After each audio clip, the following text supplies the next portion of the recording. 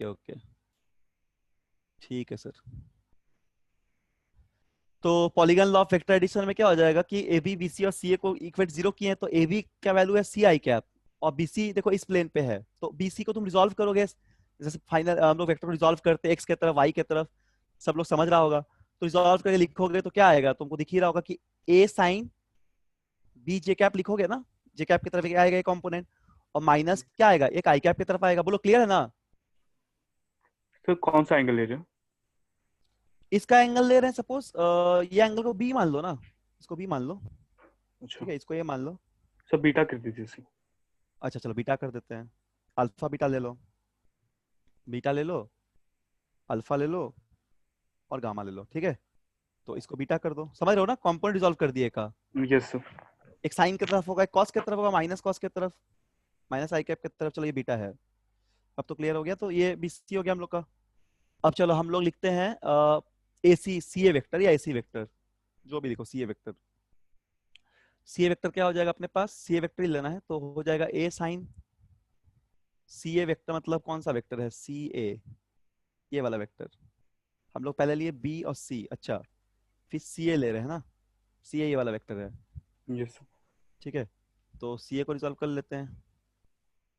सी ए vector क्या आ जाएगा देखो, ये आ जाएगा, कितना आ जाएगा, सी को रिजॉल्व करो, सी ए को, ए हो गया, बी हो गया, हाँ ये हो गया माइनस, वैल्यू क्या था, बी है ना इसका मैग्नीट्यूड बी, सी और एल हाँ minus B cos alpha. Alpha हो जाएगा यस सर। आई कैप, और माइनस बी साइन, मैग्नीट्यूड कितना है, अल्फा है ना, अल्फा जे कैप, ये हो जाएगा ना, ठीक है। सर जे शायद इधर होगा, अच्छा रुको एक सेकंड देख लेते हैं, ठीक किया कॉस में तुमने, जे होगा, कॉस अल्फा में। देख लेते हैं एक बार। कॉस अल्फा में हो जाएगा तुम्हारा, जी। जे हो जाएगा कॉस अल्फा, डाउनवर्ड है ना? हाँ इसका सी ए ले रहे हैं, हाँ ठीक ठीक ठीक, इस पे जे कैप हो जाएगा, ठीक है। कॉस अल्फा का सी ए मतलब ये ले रहे हैं हम लोग, ठीक है। बट सी ए ले रहे हैं तो इसको रिजॉल्व करेंगे, माइनस बी मैग्नीट्यूड है, तो जे कैप इधर आएगा। अच्छा ऐसे कर देते हैं, देखो हम लोग ना इसको लेके चलते हैं तो सुविधा होगा थोड़ा, जैसे हम लोग का सी ए ऐसा है ना, सी ए वेक्टर है, यस सर। और ये अल्फा बना रहा है, ठीक है, ऐसा अल्फा बना रहा है। तो हम लोग क्या करते हैं, मैग्नीट्यूड को उल्टा कर देंगे हम लोग, तो मतलब सी ए सी कर देंगे, तो रिजॉल्व कर सकते थे ना ऐसा। तो जो इसका आता, जस्ट इसका उल्टा हम लोग सी ए के लिए मिलेगा, समझ रहे हो क्या बोल रहे हैं? Yes sir. देखो देखो फिर से सब लोग, जैसे मान लो कि तुम्हारे पास ऐसा वेक्टर है सी ए, इस तरह सी ए वेक्टर है सी ए, तो तुम बीटा लेके गामा लेके नहीं कर रहे हो, हम अल्फा लेके यहाँ कर रहे हैं। तो अल्फा ये वाला था अपने पास, तो अगर इस अल्फा का लोगे तो एक कंपोनेंट क्या मिलेगा, ये अल्फा, तो ऐसे नॉर्मल अगर ड्रॉ करेंगे तो ये भी कहीं से अल्फा मिल जाएगा ना, बोलो, यस सॉरी ये सर। पैरेलल ड्रॉ का ये भी अल्फा मिल जाएगा। तो इसका एक यस कंपोनेंट अल्टरनेट। ऐसे आएगा ना जे कैप की तरफ, और एक माइनस आई कैप की तरफ आएगा कि नहीं, यस सर। ठीक है, समझ रहे हो ना। अल्फा अगर इसको मान के करेंगे, एक माइनस आई कैप की तरफ आएगा, एक जे कैप की तरफ आएगा। तो देखो एक माइनस आई कैप की तरफ आएगा, तो ठीक है, यहाँ पे minus B cos alpha minus I cap ही तो होगा, ठीक है ना, यस। बोलो। Yes sir. Yes sir. Yes sir. और जी के साथ क्या हो जाएगा, ये जे कैप हो जाएगा, तो हम लोग सही लिखेंगे, हाँ, दिस इक्वल टू जीरो, ठीक, ये जीरो हो गया, क्लियर है ना। इसको सॉल्व करेंगे तो ये जीरो हो गया, तो अब इसको इससे क्या देख रहे हैं हम लोग, दिस इक्वल टू जीरो। अब यहाँ पे हम लोग इसको तो प्रूफ कर दिए हैं कि जीरो होगा, अब इसको सॉल्व करते आगे, तो क्या सी आई कैप सारा टर्म को लिखेंगे, तो फाइनली हम लोग ऐसे कुछ लिख सकते हैं सॉल्व करके, सी माइनस ए मतलब magnitude, cos beta minus B cos alpha, I cap, एक आई कैप की टर्म एक तरफ कर दी सॉल्व करके, और क्या बचा, A sine beta minus B sine alpha, ये जे कैप रहा, इक्वल टू जीरो, ठीक है। सो एक आई कैप जे कैप को एक जगह करके लिख दिए सॉल्व करके। रुको इसे वो नीचे करते हैं, नहीं तो दिखेगा नहीं, इसे क्वेश्चन है, हाँ ये इंजीनियरिंग वाला, ये इसी, ठीक है। तो फिर यहाँ पे तुम देखो coefficient coefficient of J cap को जीरो पुट कर रहे हैं, ठीक है, क्योंकि इसमें क्या करना है, ये पूरा जीरो आएगा, जीरो आ रहा है, तो हम लोग को ये जीरो अगर दिखा रहा है तो हम लोग कोफिशिएंट्स ऑफ जे कैप को जीरो मान रहे हैं। तो इससे हम लोग क्या लिख सकते हैं, क्योंकि डायरेक्शन के हिसाब से हम देख सकते हैं, तो यहां से हम लोग अगर इसको लिखेंगे तो इसको सॉल्व करेंगे, अगर हम लोग कॉमन ये सब लेके मतलब जीरो से इक्वेट करके सॉल्व करेंगे, तो हम लोग देखो सॉल्व करके ये आ जाएगा, क्या आएगा कि alpha by sine A equal to beta by sine V, ये आ जाएगा यहाँ से, ठीक है, यहाँ सॉल्व करके आ जाएगा। तो इसको इक्वेट करेंगे, जब सॉल्व करेंगे तो इस तरह का टर्म हम लोग को मिलेगा। तो इस तरह हम लोग एक्स एक्सिस से ले लिए, इसी तरह हम लोग अदर एक्सिस के लिए भी, या फिर आगे प्रोसीड करके फर्दर हम लोग ये भी प्रूफ कर सकते सी के लिए। तो बस हम लोग लेबिनिज थ्योरम का एक तरह से प्रूफ किए हैं, तो बार बार इसका भी प्रूफ नहीं करना है, इसको हम लोग डायरेक्ट लिख लिख सकते हैं by the use of Leibniz theorem, ठीक है। तो इसका नोट डाउन कर लो, इसको भी आप नोट डाउन कर लो जल्दी, घर में सब प्रैक्टिस करने के बाद लिख के एकदम आराम से हो जाएगा सारा कुछ, बस सॉल्व कर रहे हैं। तो वेक्टर में यहाँ यहाँ कैलकुलेशंस वगैरह बस थोड़ा कर रहे हैं, ठीक है, सब पे ध्यान देना। लिख लिए हैं सब लोग, आगे बढ़े, यस सर। लिख लिए हैं सब लोग, सब लोग लिखे हैं सर ना? एक सेकेंड। अच्छा लिख लो जल्दी से, जल्दी से लिख लो सब लोग।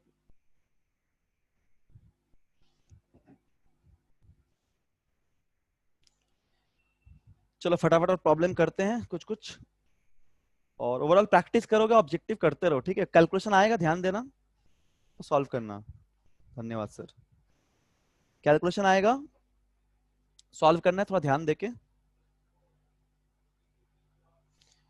ऊपर वाला क्वेश्चन था वो सिंपल है, इसके साथ और एक था ना, इसमें वो सिंपल है, इसमें बस तुमको ये वाला प्रूफ करना है तो कर ही लोगे, तो इसको हम नहीं बता रहे यस इसलिए। सर। ये बहुत सिंपल है, ये वाला क्वेश्चन, नीचे ऊपर वाला ये दोनों का तुम ले लेना, पी प्लस क्यू का रिजल्टेंट और पी प्लस क्यू का जो ऐड कर देना, स्क्वायरिंग बोथ द साइड करके आंसर आ जाएगा, ठीक है। तो ये बहुत इजी है। चलो अब आगे, लिख लिए है ना सब लोग? क्या sir? Yes sir.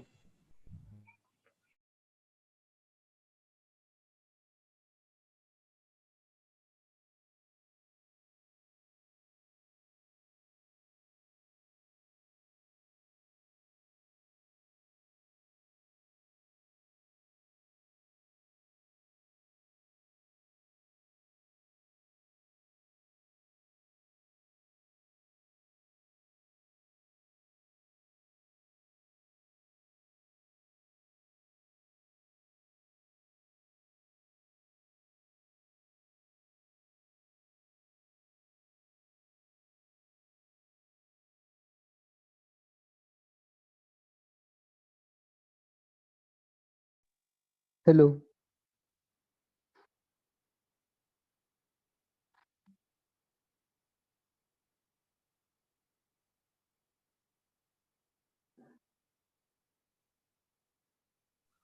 Hello.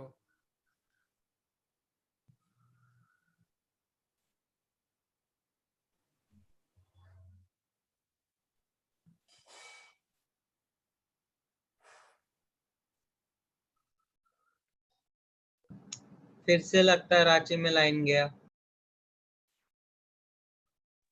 Leave कर दे। रुक जाओ थोड़ा सा सब।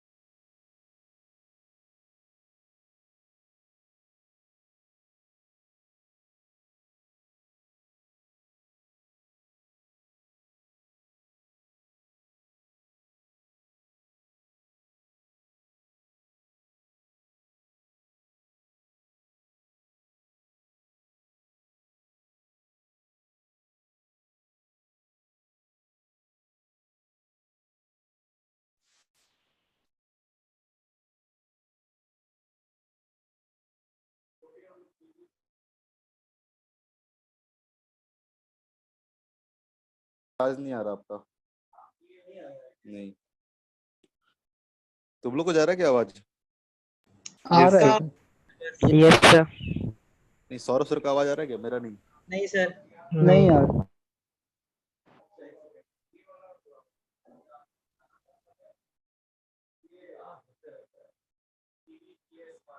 आप गड़बड़ करते हैं, मेरे साथ तो नहीं होता है।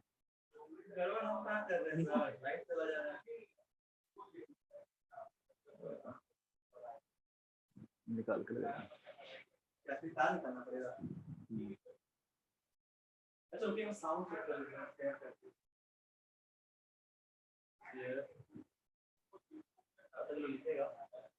तुम लोग तो लिखो।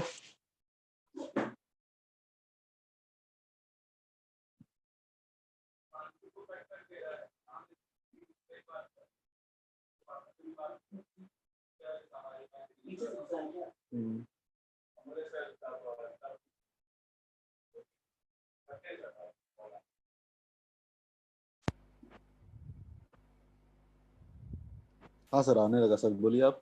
हेलो, हाँ, आ रहा है। आ रहा है? हम्म, कार कहीं रुकिए, ठीक आ है रहा ठीक है? है, आ रहा है। हाँ, कंटिन्यू कीजिए। तार का ढीला होगा, टेक्निकल कुछ कुछ इशू होते रहता है। चलिए लिख लिए है ना ये सब, नोट डाउन कर लिए हो? Yes Yes, sir. Yes sir. ठीक है ऑडियो रिकॉर्ड। Yes sir. ठीक है, ओके। रिकॉर्ड तो हो रहा है ना? हाँ, रिकॉर्ड हो रहा है, रिकॉर्ड हो रहा है। चलो अब नेक्स्ट प्रॉब्लम एक देखते हैं, ठीक है? कुछ मल्टीपल चॉइस का क्वेश्चन देखते हैं, तुम लोग कर पाते हो कि नहीं। फिर हम बोर्ड टूट का जो प्रॉब्लम वो सब करेंगे, और कुछ कुछ प्रॉब्लम जो था सिवरमा में भी सब करेंगे। स्क्रीन पे ये क्वेश्चन एक दिख रहा होगा तुम लोग को, तो थोड़ा अच्छे से हम इसको स्क्रीन कर देते साइज। ठीक है, तो देखो यहाँ पे क्वेश्चन एक ये है, more than one correct choice question, मतलब एक से ज्यादा ऑप्शन सही होगा इसमें। तो इसको तुम लोगों को सॉल्व करना है, हम भी कर देंगे, बस एक एक मिनट का टाइम देंगे करने के लिए। ठीक है, जो लोग पढ़ लिए हैं सब लोग सॉल्व कीजिएगा, जो नहीं पढ़े हैं वो लोग हमें बताएंगे तो सुनिएगा, फिर बाद में समझ में आएगा जब क्लास कीजिएगा तो। इस पे ऐसा बहुत सारा क्वेश्चंस में आपको कंपोनेंट दिखेगा, यूनिट वेक्टर दिखेगा, तो घबराना नहीं उसके लिए, क्लास कीजिए, जब एक दो क्लास के बाद आप लोगों को सारा कुछ समझ में आने लगेगा। ठीक है, तो देखो ये सवाल सब है। तो पहला जो क्वेश्चन है, क्या बोला गया, विच ऑफ द फॉलोइंग, ये थोड़ा कंसेप्चुअल टाइप का क्वेश्चन है, मोर देन वन करेक्ट। ये है मल्टी करेक्ट टाइप, ठीक है, मल्टीपल चॉइस क्वेश्चन। तो मल्टीपल चॉइस क्वेश्चन पहला सवाल देखो, which of the following statement is are correct. जैसे पहला सवाल है, एक डायग्राम तुमको दिख रहा होगा साइड में, उसमें एक D1 और D2 वेक्टर है, तो देखो हेड टेल कोइंसाइड किया है। तो पहला क्वेश्चन में दिया था sign of the X component of one and that of D2 is negative. ये ऑप्शन 1 सही होगा कि नहीं पूछ रहा है। False. अच्छा, इसके बाद पूछा गया है क्वेश्चंस, यहाँ पे करेक्ट है बोला है, फॉल्स या करेक्ट बोला है, तो ठीक है देख लेना तब सॉल्व करना। सर ए और सी होगा। बड़ा के नहीं, हाँ बता रहे हैं। हाँ, तो क्वेश्चन क्या है, the sign of x component d1 is positive, that of d2 is negative, फिर b है the sign of y component is of d2 is d1 and d2 are positive and negative respectively, c the sign of xy component of d1 and d2 are positive और none of the above। बोलो कौन सा होगा ए और सी। इनमें से correct कौन कौन सा ऑप्शन होगा? सी और ए। ये तो जो लोग पहला क्लास वेक्टर किए वो भी बना सकते हैं, ये पहला क्लास जो वेक्टर का किए हैं ना, जो लोग कुछ कुछ बच्चे जो किए हैं पहला क्लास सिर्फ बैकअप में, वो भी बता सकते हैं, ये एडिशन का ही सवाल है। बोलिए कौन कौन सा ऑप्शन होगा? Sir, A and C. ए होगा और C. सी होगा, ए और सी होगा, ठीक है, वेरी गुड। ये दो ऑप्शन बस करेक्ट होगा, ए और सी, बाकी ये दो नेगेटिव, मतलब ये दो गलत होगा। ठीक है, बिल्कुल सही जिन्होंने आंसर दिया। तो देखो क्या यहाँ पे क्या दिख रहा है कि इसका तुम अगर एक्स वाई कॉम्पोनेंट लोगे D1 का, तो D1 के एक्स वाई तुमको क्या मिलेगा, इधर कुछ मिलेगा D1x पॉजिटिव के तरफ, और D1x, और इधर तुमको क्या मिलेगा, इधर मिलेगा D1y। इधर D2 का कंपोनेंट ऐसा मिलेगा कुछ, ये मिलेगा D2y, और इसका वेक्टर का एरो देखो इधर है, तो इसका x component minus I cap की तरफ मिलेगा, क्योंकि इसका एंगल ये होगा, इसका एंगल ये होगा, इसका D2 जो ये माइनस एक्स की तरफ मिलेगा, माइनस आई कैप की तरफ। ठीक है, तो अब देखो यहाँ पे सवाल क्या बोला गया, the sign of X component D1 is positive, that of D2 is negative. Definitely D2 का कंपोनेंट नेगेटिव आया और D1 का पॉजिटिव आया। This is positive component, this is negative component. Clear है सभी को? बोलो, सभी स्टूडेंट को क्लियर है ना? Yes, sir. क्लियर है sign of X Yes, and sir. Y component of D1 is positive, तो ऑब्वियसली दोनों तो पॉजिटिव है ना, y तो ऊपर की तरफ आ रहा है दोनों पे, तो D1y प्लस D2 ऐड हो जाएगा, तो ये दो ऑप्शन सही होगा, बाकी तो गलत है। ठीक, अच्छा चलिए दूसरा बनाइए, तो 1 मिनट का टाइम है, more than one answer correct है, बताइएगा ध्यान से। दूसरा यहाँ हम सॉल्व करेंगे, दूसरा बनाओ, दूसरा बनाओ, मोर देन वन करेक्ट है। इसमें बताओ कौन सा स्टेटमेंट करेक्ट है।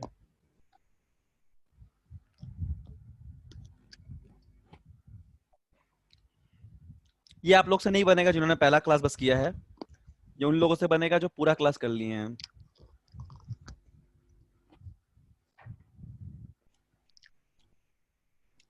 तो इसमें क्या पूछा गया सवाल, हम समझा देते हैं कि दो वेक्टर है, ठीक है, थीटा उनके बीच में एंगल दे दिया, मतलब थीटा वेक्टर्स के बीच का एंगल है, तो कौन सा इसमें स्टेटमेंट आपका करेक्ट हो जाएगा। तो यदि मान लो तुमको यहाँ पे एक वेक्टर दिया ए, ठीक,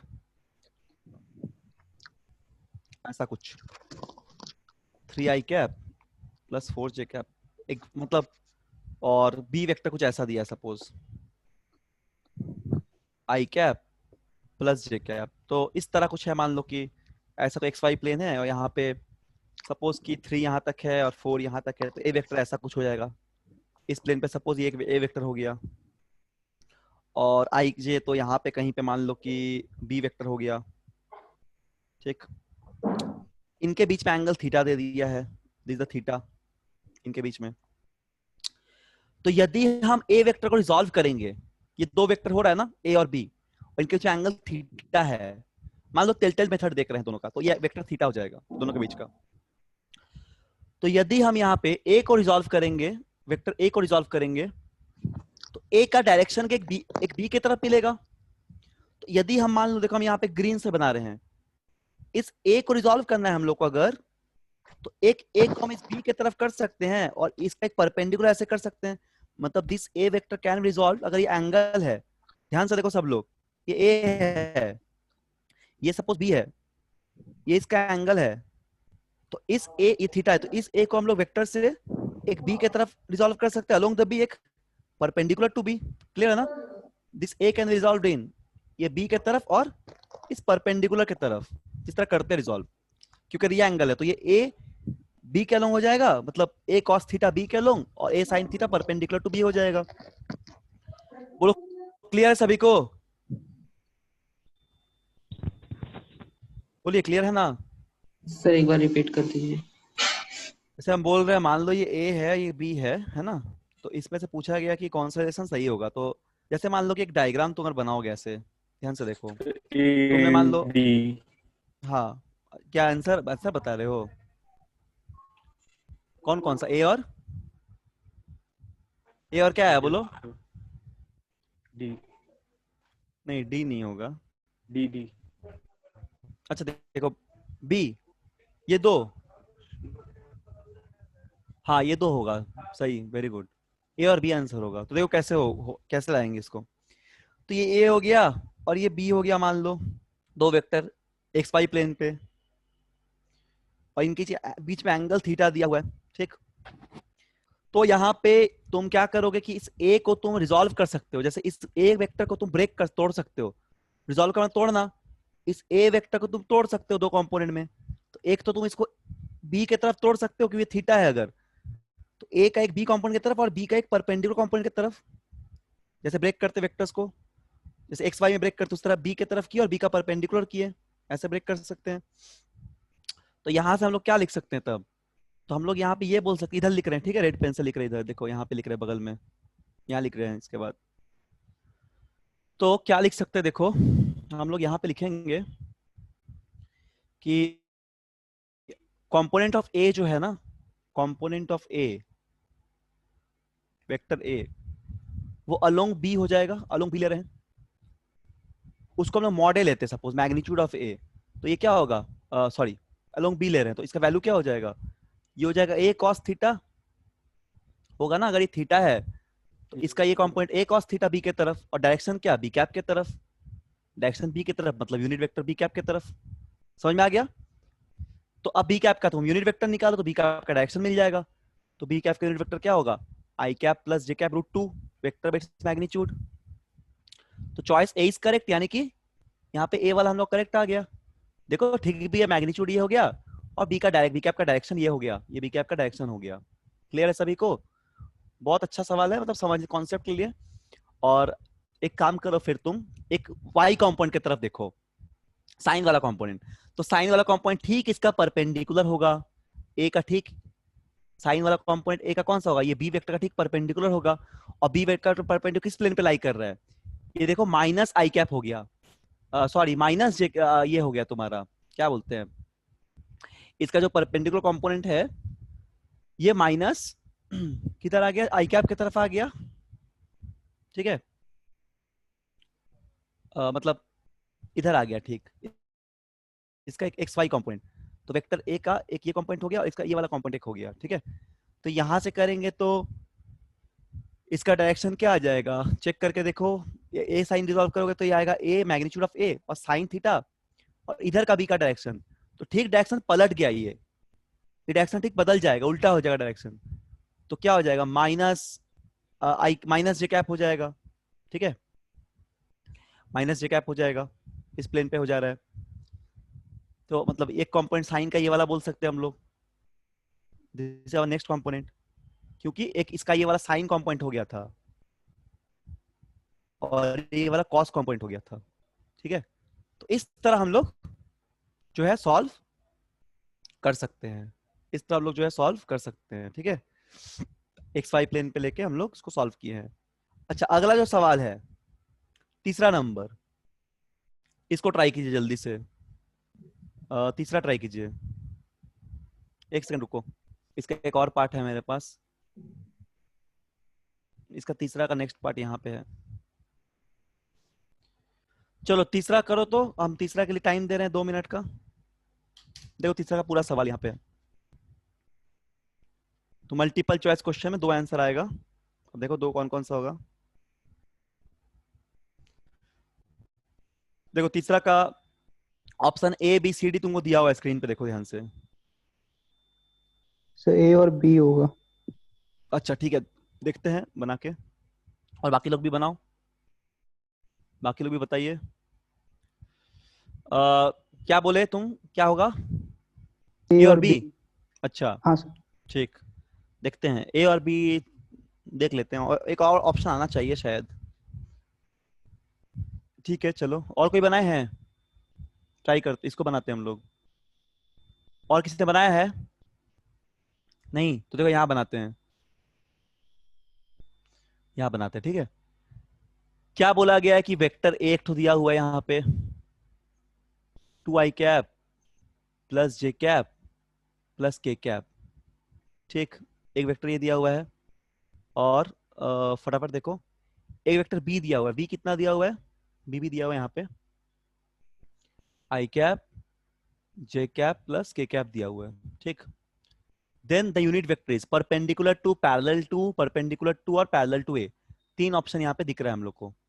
तो चलो पहले सॉल्व करते, तो अगर ए क्रॉस बी लेंगे तो वो डायरेक्शन मतलब वेक्टर मिल जाएगा एक ठो इस प्लेन का परपेंडिकुलर, शो निकालते हैं, तो डिटरमिनेंट सॉल्व कर दो फटाफट, 2 1 1 1 1 1,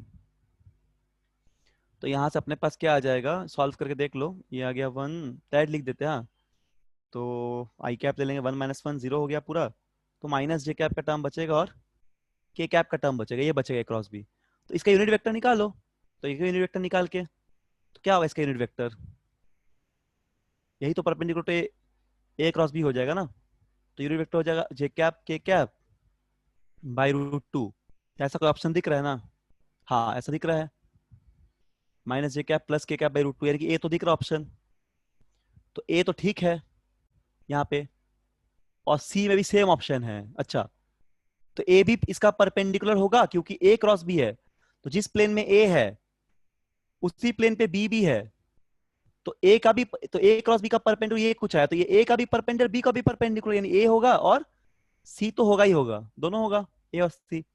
और चेक करते, पैरेलल के लिए चेक करते अब। तो पैरेलल के लिए क्या करना पड़ेगा? पैरेलल मतलब कौन सा होगा इसका पैरेलल?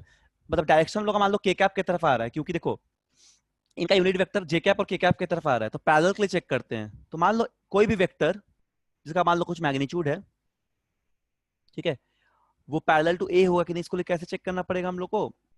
जैसे मान लो हम लोग यहाँ कोई वेक्टर लेते हैं, कौन सा वेक्टर लेंगे? 2i कैप हो गया प्लस जे कैप हो गया प्लस के कैप हो गया, ये एक वेक्टर दिया हुआ है मान लो ए वेक्टर। इसका पैरेलल वेक्टर कुछ होगा, इस वेक्टर का कुछ पैरेलल वेक्टर होगा।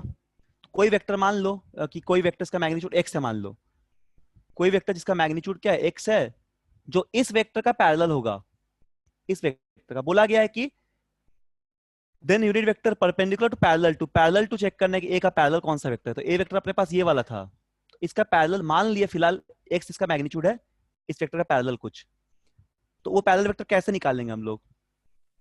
तो इसका पैरेलल वेक्टर क्या होगा? इसका जो डायरेक्शन होगा, देखो सिखाए हैं पहले भी, इसका पैरेलल वेक्टर मतलब इसका जो डायरेक्शन होगा वो x का भी डायरेक्शन होगा कि नहीं होगा? बोलो, होगा ना? इस पूरे का जो यूनिट वेक्टर का डायरेक्शन आएगा वो तो x का भी पर पैरेलल होगा, मतलब सेम होगा दोनों, तभी ना पैरेलल है। Yes sir. यस क्या ये बात समझ रहे हो? Yes sir. ठीक है, यस सर। ए का जो कुछ यूनिट वेक्टर आया, वो जो पैरेलल वेक्टर x माने उसका भी पैरेलल होगा दोनों डायरेक्शन, तो देखो ए का कुछ निकलता है कि नहीं। तो ए का यूनिट वेक्टर क्या हो जाएगा? क्या हो जाएगा बोलो? ये हो जाएगा तुम्हारा 2i cap plus j cap plus k K cap cap by √6। कुछ ऑप्शन मैच कर रहा है? हाँ, Yes, बी sir. ऑप्शन तो मैच कर गया, तो यहाँ पे आंसर हम लोग का तीनों हो जाएगा। ठीक है, ए बी और सी बोथ, मतलब बोथ बोलते sorry, three options are same, मतलब आंसर आवर आंसर। ठीक है, 3 ऑप्शन हम लोग का आंसर है यहाँ पे, सेम नहीं बोलेंगे, 3 ऑप्शन हम लोग का आंसर है। चलिए आगे बढ़ते हैं फटाफट, बहुत सा सवाल है और टाइम हम लोग का 4:35 तक ही, तो जल्दी करते हैं। बीच में थोड़ा टेक्निकल प्रॉब्लम हो जाने की वजह से 5-10 मिनट हम लोग वेस्ट हो गया है, तो चलो जल्दी करते हैं काम। ठीक है, अभी हम लोग के पास बहुत सारा क्वेश्चन और है, 4-5 क्वेश्चन अभी और है, 4 क्वेश्चन। चलो तो आगे बढ़ते हैं। चौथा नंबर देखो, चौथा बताओ क्या होगा, कौन बनाएगा चौथा? सर चौथा ए और बताइए, बी। चौथा में क्या बोल रहे हैं? ए और बी। देखिए गेस मत कीजिए, आराम से बनाइए। ए और बी गलत आंसर बोल रहे हैं, गेस करने से आपका आंसर गलत आ जाएगा तो नेगेटिव मार्किंग चला जाएगा आपके जेई के एग्जाम में। तो कंफर्म आंसर बताना है आपको हमेशा, कंफर्म नहीं बनेगा तो आपका टेस्ट में नेगेटिव चला जाएगा। तो आराम से सोच के बताइए। हाँ बनाओ, ट्राई करना अच्छा बात है, बट अच्छे से करो। हाँ देखो क्या बोला, if v1 plus v2 is perpendicular, ये तो बहुत सिंपल क्वेश्चन है, ऐसा तुम लोग फट से बना लोगे। ठीक है, अगर v1 plus v2 perpendicular v1 plus v2 का, क्या हो जाएगा? ऑप्शन क्या हो जाएगा? देखो चेक, ए डी नहीं आएगा, बी और डी आएगा शायद।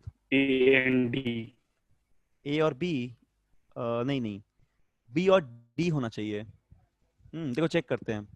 सर डी, हाँ डी तो है ही, ये तो होगा। A B. अच्छा देखते हैं, बना के देखते हैं। जैसे क्या बोला है, v1 प्लस v2 ये परपेंडिकुलर है, यानी कि दोनों का डॉट प्रोडक्ट लेंगे तो क्या मिलेगा? 0 मिलेगा ना। अगर इनका डॉट प्रोडक्ट लेंगे तो 0 मिलेगा कि नहीं? यस और नो बोलो। Yes yes sir. दो वेक्टर परपेंडिकुलर है, तो इसको तुम स्क्वायर कर दो तो क्या मिलेगा? v1 का स्क्वायर माइनस v2 का स्क्वायर मिलेगा। बोलो, a plus B into A minus B. तो इसको तुम क्या लिखोगे? Yes, यानी sir. कि v1 इक्वल टू v2 मिलेगा, या फिर दोनों का मैग्नीट्यूड को तुम सेम बोल सकते हो। हाँ सर। यही तो देखो कौन सा ऑप्शन मैच Yes, कर sir. रहा है। तो ये तो मैच कर गया अपना, B. और ये भी मैच कर गया। हाँ बी तो मैच किया ही है। और डी में क्या बोल रहा है? नॉर्मल अगर होगा तो क्या बोला है? The angle between can have any value.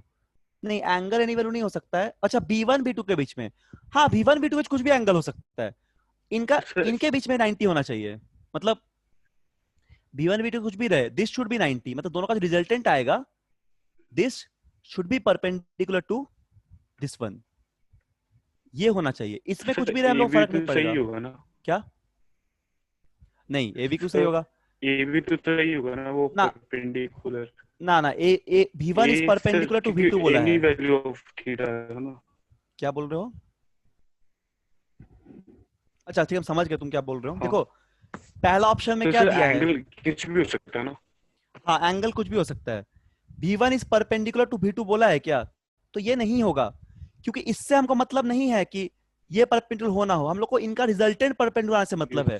ठीक है ना? तो ये ऑप्शन वायर्ड लगता है, ये मतलब ये नहीं हो पाएगा, दिस नॉट पॉसिबल, बिकॉज ये एंगल कुछ भी हो, कोई मतलब नहीं अपने पास, अपने को ये एंगल से कोई मतलब नहीं है, या फिर ये रिजल्ट से कोई मतलब नहीं है।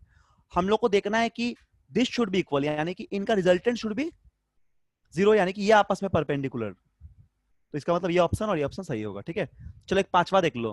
देखो, ये सब कॉन्सेप्चुअल क्वेश्चन है, थोड़ा बहुत मिस्टेक हो सकता है, तो ध्यान दोगे तो इसी तरह टेस्ट में आता है, एग्जाम्स में। ऐसे वेक्टर का डायरेक्ट सवाल तो नहीं पूछता, इसका यूज है फिजिक्स में। ठीक है, चलो ए पांचवा होगा सर। देखो। हाँ, अच्छे से बोलो, मल्टीपल चॉइस और एक हो सकता है।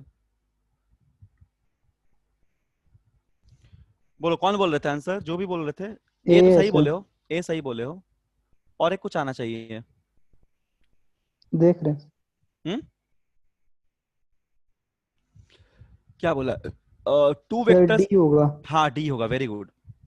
ए और D is the correct one.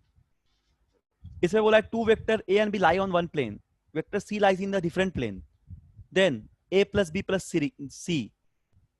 अगर यहाँ पे क्या होगा कि ए बी सी तीन वेक्टर है, ए और बी सेम प्लेन पे लाई कर रहा है, मतलब मान लो कि एक्स वाई प्लेन पे लाई कर रहा है और इस वाई प्लेन पे लाई कर रहा है बी, ऐसा कुछ बोला है। अब बोलता है कि सी जो डिफरेंट प्लेन पे है, यानी कि सी मान लो इस प्लेन पे, वाई जेड प्लेन पे, एक्स जेड प्लेन पे, तो दोनों अलग अलग प्लेन बता रहा है कुछ। तो बोला है क्या, A plus B plus C लो, सी का वैल्यू यहाँ पे क्या आएगा? Can not be zero, can be zero, line plane और lies in the different plane. तो इसमें देखो क्या हो जाएगा, रिजल्टेंट जब तुम तीनों वेक्टर का लेते हो तभी जीरो आएगा जब वो ट्रायंगल फॉर्म करेगा या फिर पॉलीगन फॉर्म करेगा। रिजल्टेंट क्या आएगा? जीरो, जब ऐसा कुछ फॉर्म होगा, this plus this and resultant of this, ऐसा कुछ बनेगा, जैसे पहला ही सवाल बनाए थे आज का।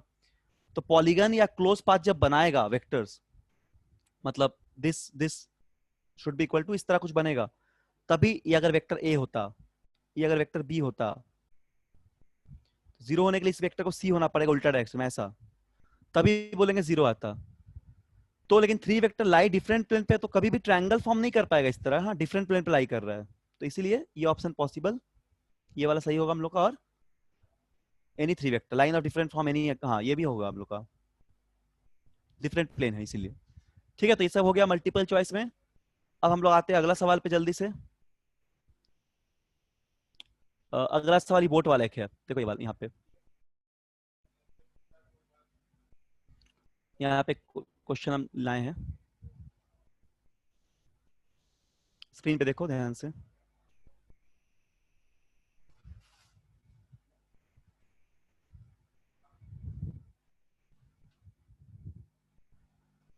ठीक है ना? ये क्वेश्चन देखो, इसमें क्या बोला है कि अ सेल बोट, इसमें बोला है कि a sail boat, sorry, a sail boat sails 2 kilometre east, ठीक है, 5 kilometre 37 north of east, direction दिया है, फाइनली एन अननोन डिस्प्लेसमेंट। मतलब कोई बोट है और उसका डिफरेंट डायरेक्शंस वगैरह दिया हुआ है। ठीक है, तो ये बताओ तुम यहाँ पे, if the final displacement of the boat from the starting point is 6 kilometer due to east, determine the third displacement। ये सवाल है, तो एक थोड़ा सा मैथमेटिकल ये वर्ड प्रॉब्लम टाइप का है, तो इसको देखते बना के हम लोग। ठीक है, सपोज मान लो कि हम लोग अगर ऐसा कुछ डायरेक्शन लेते हैं सपोज, तो यहाँ पे हम लोग नॉर्थ,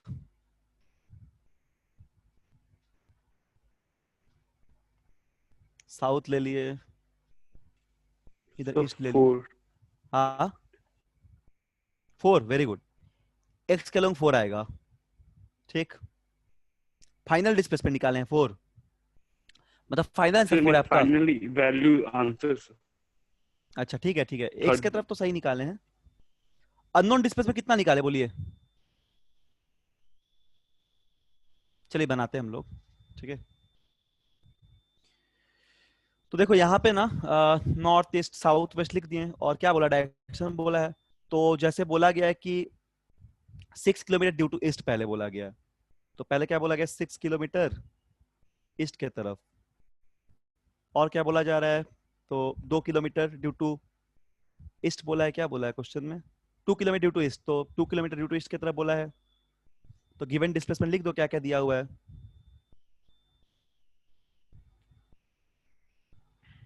गिवन डिस्प्लेसमेंट दे दिया है ना, तो क्या दिया, ये 2 किलोमीटर दिया है, टुवर्ड्स ईस्ट दिया है, तो इसको 2 आई कैप लिख दो, लिख सकते हैं 2 आई कैप ईस्ट की तरफ। और क्या दिया, 5 किलोमीटर दिया है, 37 डिग्री दे दिया है ये, कहाँ दिया, south of east, south east की तरफ दिया ये 37, मतलब ऐसा कुछ दिया हुआ है, ये एंगल 37 दे दिया, और इसका मैग्नीट्यूड आपका 5 का है, ठीक। तो इसको रिजॉल्व कर लीजिए, तो इधर आपको मिल जाएगा 5 cos साउथ ऑफ 37। ईस्ट का मतलब उल्टा तरफ ना होना चाहिए ईस्ट का। क्या, साउथ ऑफ ईस्ट का मतलब तो सर अपोजिट साइड में होना चाहिए ना ईस्ट का। साउथ ऑफ ईस्ट मतलब यहाँ पे होगा, ईस्ट और साउथ पे, साउथ ईस्ट पे, इसमें साउथ ईस्ट मतलब ईस्ट के साथ 37 डिग्री का एंगल बना रहा है, ठीक है। ऑपोजिट नहीं होगा, ऑपोजिट तो वेस्ट हो जाएगा ना। साउथ ईस्ट आपका ये वाला है, देखिए यहाँ ईस्ट यहाँ साउथ। तो उसमें साउथ ऑफ ईस्ट लिखा हुआ था इसलिए पूछा। साउथ ऑफ ईस्ट का मतलब समझो क्या होगा, साउथ ऑफ ईस्ट जहां भी तुमको बोलेगा ना, साउथ ऑफ ईस्ट, इस वर्ड का मतलब समझ लो। इसका मतलब ये है ना, साउथ ऑफ ईस्ट का मतलब ईस्ट से कितना एंगल बनाएगा, ईस्ट से, ईस्ट से कितना एंगल बनाएगा, ठीक है। हमेशा इसको अच्छा। याद रखना, इसको हमेशा याद रखना। जैसे तुमको बोलेंगे साउथ ऑफ नॉर्थ, तो नॉर्थ से कितना एंगल बनाता है, ठीक है। एंगल ईस्ट से कितना एंगल लेना है, ये याद रखना है, ठीक है। क्लियर है। Yes sir. तो जैसे कुछ भी बोलेंगे, जैसे बोलेंगे साउथ ऑफ ईस्ट, तो तुम लिखना कि ईस्ट से कितना लेना है, यानी कि ईस्ट से एंगल को लेना है। और फिर तुमको बोलेंगे कि नॉर्थ ऑफ ईस्ट, तो ईस्ट से नॉर्थ मतलब ईस्ट से नॉर्थ की तरफ लेना, इस तरह याद रखना वर्ड, इसका मीनिंग, ठीक है। तो ये 37 दिया हुआ है यहाँ पे, तो ये डायग्राम बना दिया, इसको रिजॉल्व कर लेंगे, इस तरह कुछ आएगा। तो चलो रिजॉल्व करो। तो अलोंग एक्स एक्सिस तुम लोगे, 4 यस डायरेक्ट लिख दे 4 आई कैप, सब समझ जाओगे ना। Yes sir. पहले पता ही है, चलो लिख देते, चलो 5, और cos 47 का होता है 4, 37 का होता है 4/5। हाँ, तो 4 का एप हो जाएगा। सिमिलरली वाई एक्सिस का लिख लोगे, वाई एक्सिस का लिखो, कितना आएगा वाई एक्सिस का,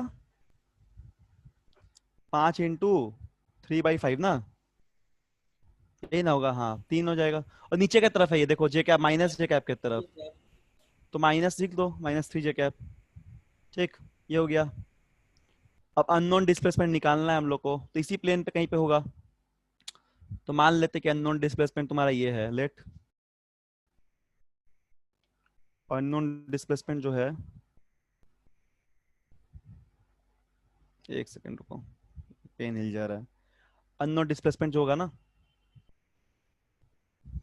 इसको मान लो कि ये होगा कुछ ए आई कैप प्लस, मान लो A I cap plus B J cap, ठीक है, ये कुछ मान लो। अब सॉल्व कर दो तो यहाँ पे आ जाएगा। तो अननोन डिस्प्लेसमेंट मतलब पोजीशन वेक्टर ले रहे हैं हम लोग, बेसिकली डिस्प्लेसमेंट वेक्टर ले रहे हैं। तो डिस्प्लेसमेंट वेक्टर्स के लिए सॉल्व करो, 2 आई कैप प्लस 4 जे कैप, पहले यहाँ पे देखो ऐड हो गया ना, आई कैप 2 पहले से था और 4 इधर का आया, तो इधर का वेक्टर टोटल कितना हो गया, 2 आई कैप प्लस 4 जे कैप। यहाँ पे 2 आई कैप पहले से था और ये हम लोग को 4 आई कैप मिल गया था, तो हम लोग ये लिख दिए। और माइनस क्या कर रहे, 3, इधर क्या मिला था, 3 जे कैप मिला था, ठीक है, और प्लस साथ में वेक्टर क्या हमारी डायरेक्शन पे, इनको लिख दो। अरे एक सेकंड रुको, बार बार हिल जा रहा है पेन। ये हो जाएगा कितना, A I cap plus B J cap हो जाएगा, ठीक है, इस वेक्टर को माने हैं। तो पूरा पूरी पोजीशन वेक्टर निकाल दिए, जो कि हम लोग का 6 आई कैप आया। और फिर इसको सॉल्व कर लोगे, 6 आई कैप आ गया ये, ठीक, 6 आई कैप आ गया। अब तुम क्या करोगे कि कंपेयर करो यहाँ पे दो साइड्स को, कंपेयर करोगे तो यहाँ पे देखो 6 आई कैप आ गया था, जे कैप तो कुछ नहीं आ रहा है। अच्छा सर कंपेयर कर लो, क्या था हम लोग का वेक्टर अननोन, ए आई प्लस बीजे था अननोन वेक्टर, तो अननोन वेक्टर ये वाला था ए आई प्लस बीजे। प्लस 3 हाँ जे कैप। क्या बीजे कैप था ना। तो कंपेयरिंग करेंगे दो साइड्स को, अगर हम लोग क्या बोला है क्वेश्चन में, sail boat say 2 kilometer south and the finally unknown displacement is the final displacement boat is starting from 6 kilometer due to determine the third displacement। अच्छा थर्ड डिस्प्लेसमेंट, ठीक है। तो इसको हम लोग 2 आई कैप प्लस 4 जे कैप माइनस 3 जे cap लिख दिए, plus I A cap plus B cap लिख दिए और 6 आई कैप आया। तो कंपेयर कर लेते हैं पहले, यहाँ पे क्या बचा हम लोग को सॉल्व करने से, यहाँ पे बच रहा है ये this should be equal to 6, final 6 बोला है, तो इसको लिख दो आगे सॉल्व करके। तो यहाँ पे ये 6 आई कैप हो गया, 4 और 2 6 आई कैप हो गया, ये सॉरी यहाँ जे कैप नहीं है, ये आई कैप है, हाँ जे कैप लिखा गया गलती से, तो ये आई कैप था। तो 6 आई कैप आ गया और माइनस क्या आ गया, ए आई कैप आ गया प्लस 3 जे कैप आ गया और माइनस कितना आ गया, बी जे कैप आ गया। ठीक, तो यहाँ से हम लोग को दिस शुड इक्वल टू 6, ठीक से सॉल्व किया ना, 6 आई cap minus A I cap minus 3 J cap हो जाएगा, सॉरी ये माइनस, ये प्लस हो गया ए कैप और यहाँ माइनस 3 जे कैप प्लस बी एक था तो बी जे कैप, ये 6 आई कैप के बराबर आएगा। ठीक है, तो ए आई का कोफिशिएंट तो यहाँ पे कंपेयर करोगे तो ए का कोफिशिएंट 0 आ रहा है, एलएचएस को कंपेयर कर रहे हो तो। ठीक है, तो बचेगा क्या, बी का कोफिशिएंट सिर्फ, तो बी का कोफिशिएंट कितना आ जाएगा तुम्हारा, 3 आ जाएगा, 3 जे कैप आ जाएगा। तो 3 इज योर फाइनल डिस्प्लेसमेंट। ये क्वेश्चन बहुत अच्छा था, मतलब वेक्टर का जो रियल यूज हो रहा है सब में पता चलता है हम लोग को सॉल्व करेंगे तो, थोड़ा सा प्रैक्टिकल एप्लीकेशन टाइप का, तो अननोन डिस्प्लेसमेंट अपना 3 जे कैप आ जाएगा। ठीक, अच्छे से घर में थोड़ा रिवाइज करना, डायग्राम बना बना के, और जो क्वेश्चन है उसको रिवाइज करना घर में जो करा रहे हैं, इसको लिख लो जल्दी से। चलो टाइम नहीं ज्यादा, तो अभी और 2-3 क्वेश्चन है एसटीएम वाला, उसको करते जल्दी जल्दी, और हम लोग के पास 10 मिनट है क्योंकि क्लास फिर है अगला क्लास 4:35 से। चलो इन सवाल को करते हैं, रुको और एक क्वेश्चन लाए थे पैरेललोग्राम वाला, उसको भी बता देते हैं, ये तुम लोग पूछे थे शायद एक बार, इसको लिख लो जल्दी से, हम तब तक एक और क्वेश्चन ले आते हैं। इसको लिख लो,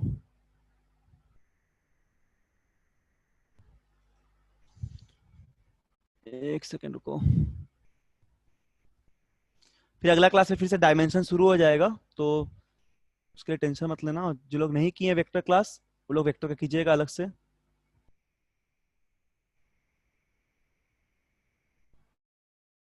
चलो ये वाला सवाल देखो,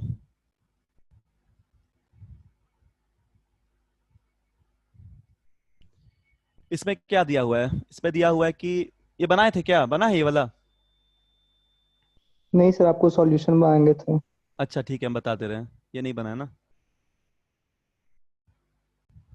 तो यहाँ पे क्या दिया है, एक सेकंड पेन सिलेक्ट करते हैं, हाँ यहाँ पे दिया लेट A1 A2 A3 करके एक रेगुलर हेक्सागन बना दे रहा है। ठीक है, तो डायरेक्शन देख लो सब हेटल मेथड से कोइंसाइड किया हुआ है।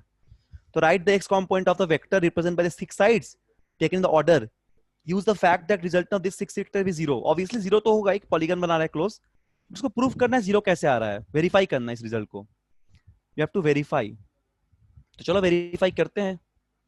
तो हमको इसके लिए क्या करना पड़ेगा, एक्स और वाई कंपोनेंट लिखना पड़ेगा वेक्टर्स का, हम लोग को एक्स और वाई कंपोनेंट लिखना पड़ेगा। तो इस तरह को नोटेशन कर दो, सपोज इसको तुम साइड 1 मान लो, इसको 2 नंबर साइड मान लो, इसको साइड 3 मान लो, 4 5 और 6। ठीक है, ऐसा नाम दे दिए, और सभी का लेंथ को तुम कुछ मान लो, मैग्नीट्यूड ए मान लो, इसका लेंथ रेगुलर हेक्सागन भी होगा, सब ए हो जाएगा, सभी का मैग्नीट्यूड ए हो जाएगा। ठीक है, तो लेट हम लोग साइड क्या मान लेते हैं, सपोज साइड हम लोग ए मान लिए, साइड ऑफ हेक्सागन को ए मान लिए। ठीक है,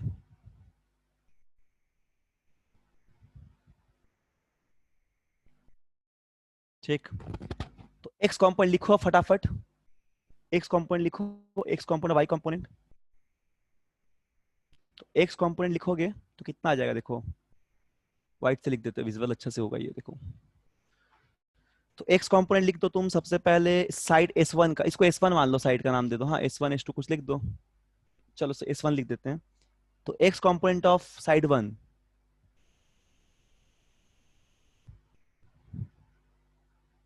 S1 लिख दिया डायरेक्ट, साइड 1 S1। तो क्या हो जाएगा, a cos 0 डिग्री होगा, s तो x के तरफ ही है, तो यही हो जाएगा ये।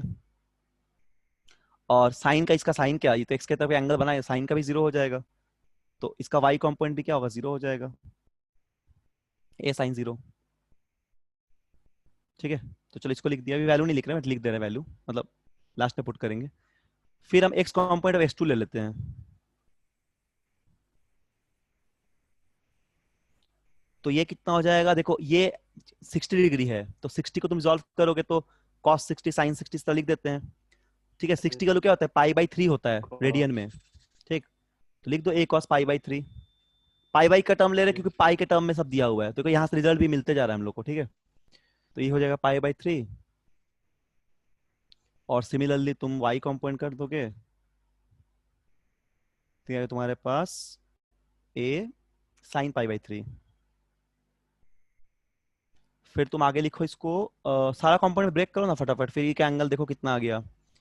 तो ये देखो सॉल्व करो, ये अगर 60 है ना, तो हम इसको ग्रीन से बना देते हैं। ठीक, रुको एक सेकंड, ग्रीन से बना दे रहे हैं। ये अगर 60 है तो हमको ये वाला एंगल चाहिए, ये एंगल चाहिए हम लोग को, ये एंगल। तो ये एंगल कितना हो गया, 60 है तो ये पूरा एंगल हो जाएगा 120, क्योंकि ये 60, ये यहाँ 90, ये 60, तो ये 60, तो यहाँ से ये 30 बचेगा, ये पूरा 60 हो जाएगा, तो ये पूरा एंगल होगा 120 डिग्री का, पता चल ही रहा होगा। दिस एंगल इज योर 120, तो ये एंगल 120 आ जाएगा। ठीक है, रेगुलर हेक्सागन है, तो अब इसका एक्स कंपोनेंट लिख दो, तो लिखो यहाँ पे एक्स कंपोनेंट, इसी टर्म में आते रहेगा, इसी टर्म में आते रहेगा, देखो 120 का 2π/3 इसी टर्म में आते रहेगा। तो x component of x3 will be your a cos 2π/3। ठीक है, और y कंपोनेंट क्या हो जाएगा, a sin 2π/3, मतलब 120 डिग्री। ठीक, फिर आपका ये वाला कंपोनेंट हो जाएगा, पूरा एंगल लीजिएगा, जब ये वाला पूरा एंगल लीजिएगा तो ऐसा बढ़ते रहेगा, ऐसे x मान लीजिएगा, यहाँ से x कंपोनेंट ही है, तो ये देखना फिर 3π/3 के टर्म में आ जाएगा ये। ठीक है, तो कितना वैल्यू हो जाएगा, 3π/3 का मतलब 210 ना, नहीं 210 नहीं, कितना हो रहा है, 180/3 इंटू 3 कितना आएगा बोलो एंगल, 180। हाँ 180, कितना, नहीं 180 नहीं आएगा, 3 इंटू 180/3 आ जाएगा। अच्छा 180 आ जा रहा है, हाँ ठीक बोले हो, अच्छा 3π/3 है ना, हाँ तो 180 आ जा रहा है, वेरी गुड। तो ये वाला पूरा इसके साथ, हाँ ऑब्वियसली अगर x होगा तो ये पूरा एंगल 180 आ जा रहा है, हाँ ठीक है। तो यानी कि ये कंपोनेंट आपका हो गया 2π/3 और x कंपोनेंट y कंपोनेंट का 2π/3। फिर आगे लिखो, साइड 3 हो गया, साइड 4 के लिए लिखो, तो साइड 4 के लिए लिखना 4π/3 आ जाएगा, कितना हो गया 4π/3 बोलो, एक cos, हाँ 240। 240 आ जा रहा है, हाँ 240, 60 इंटू 12 ना, 240 24, हाँ 240, y कंपोनेंट हो गया वही 240।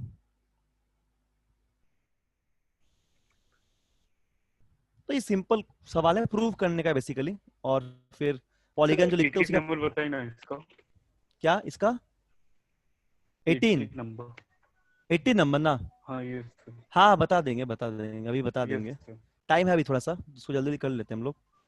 इसको तो कर ही लोगे, इसको थोड़ा लिख देते, फिर इसको कर लोगे तुम, तो ये होगा सर ये तो x5। बिना एक्स वाई कंपोनेंट में रिजॉल्व किए भी बन जाएगा। बस रिजॉल्व करना है, रिजॉल्व ही करना और कुछ नहीं। x5 कितना आ गया अपने पास, a cos 5π/3 ना, उसके बाद हाँ 5/3 एंगल आएगा 5π/3, ठीक इस तरह आएगा। तो लिख दो y कंपोनेंट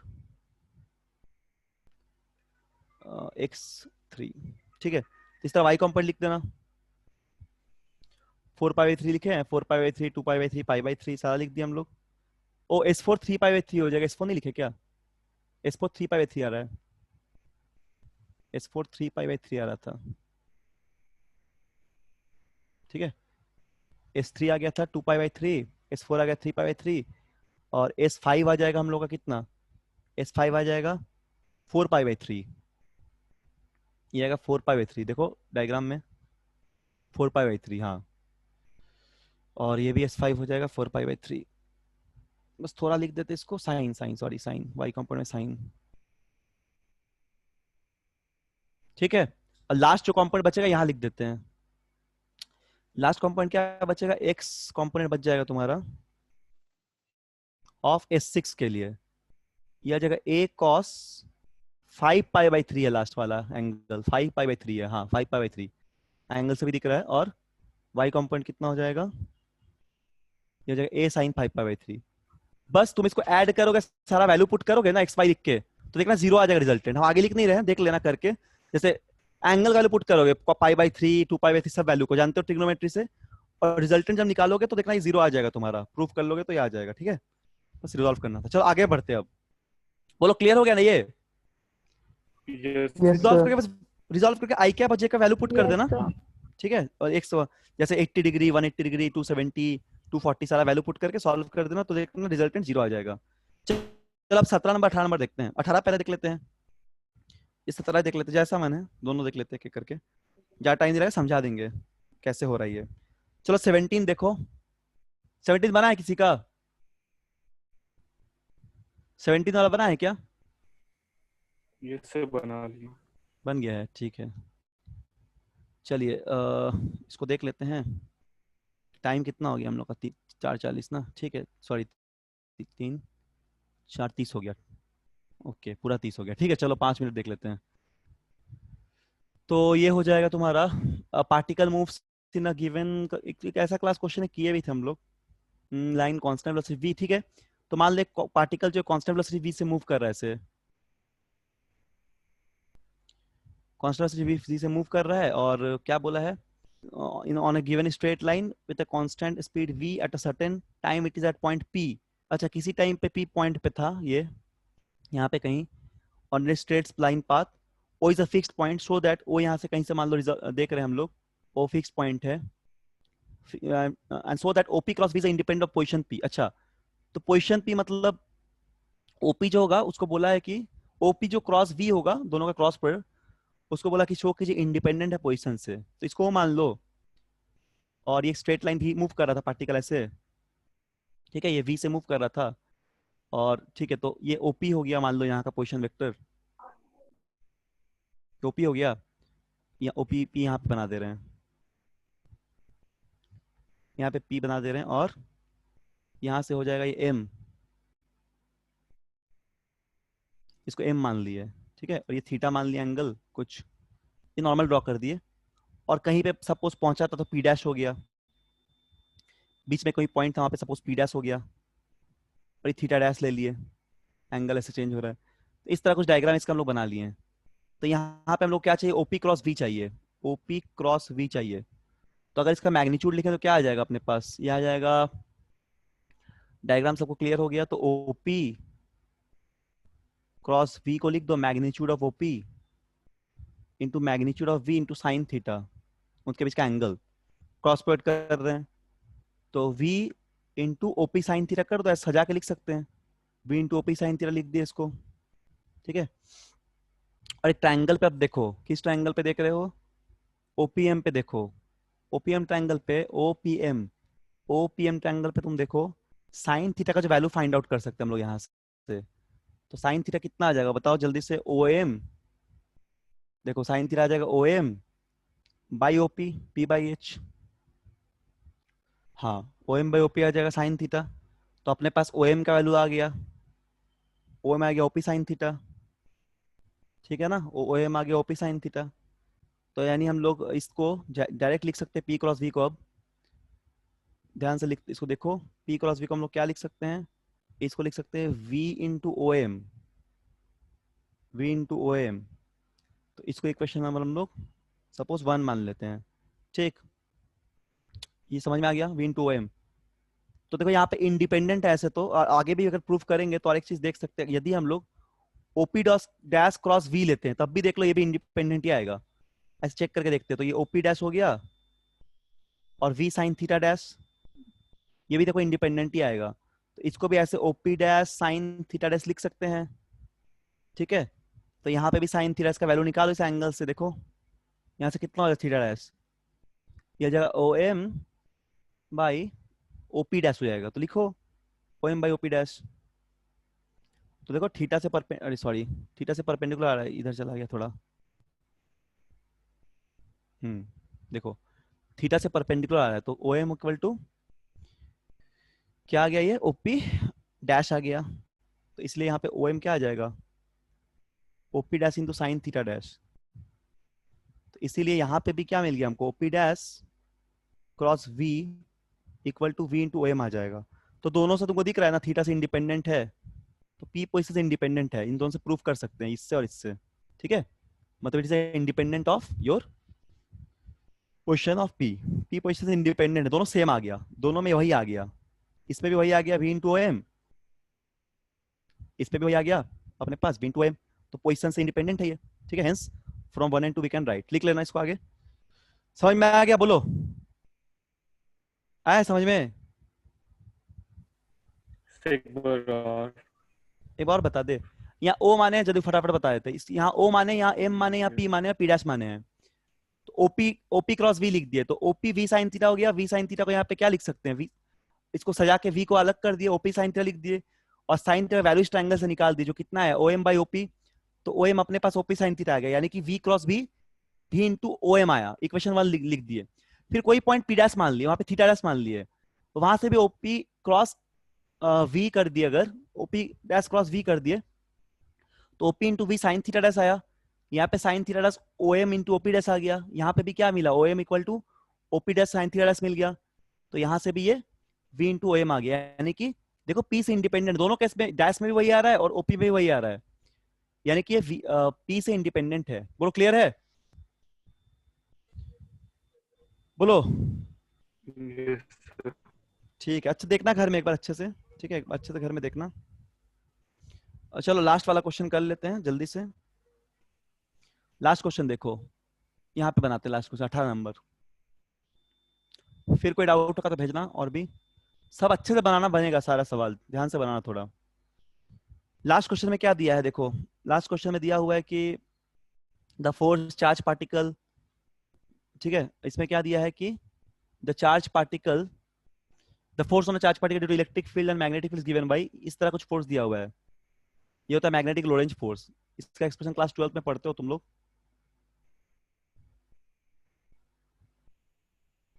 ठीक, अच्छा चलो ये हो गया। तो यहाँ पे बोला गया कि suppose is the electric field along x axis be the magnetic field along y axis, तो in what direction which the minimum speed v should be positively charged particles to be sent so that net force on it 0।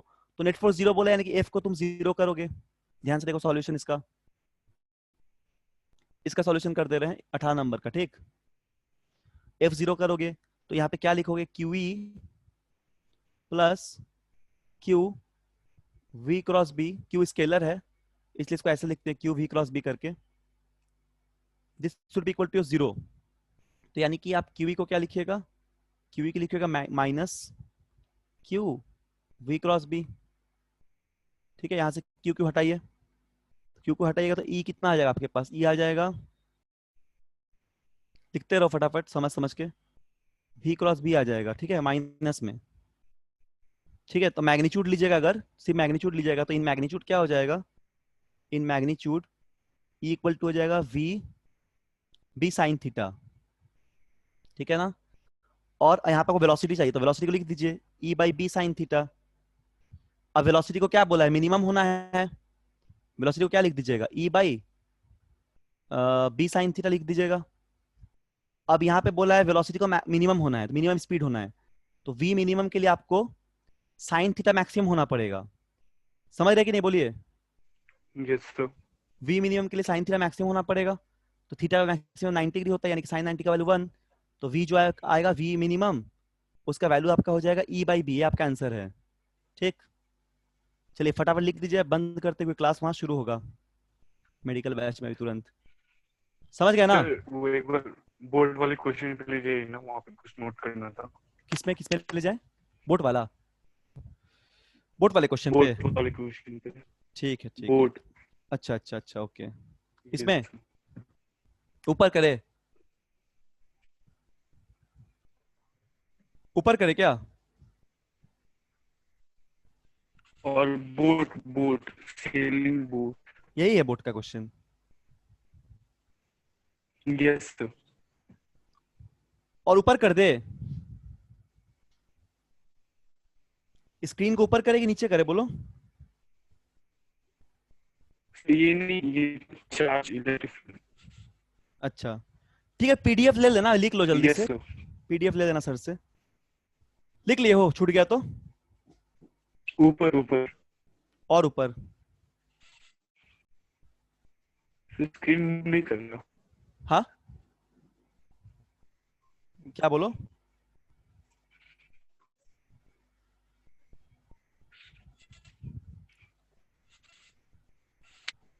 बंद कर दे।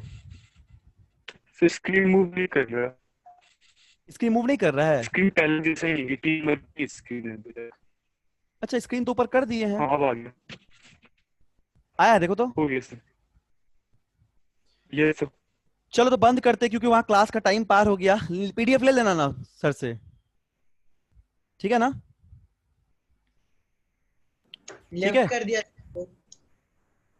हाँ left कर दिया वो। ठीक है, चलो हम बंद करते तब। ठीक है सर। ठीक है।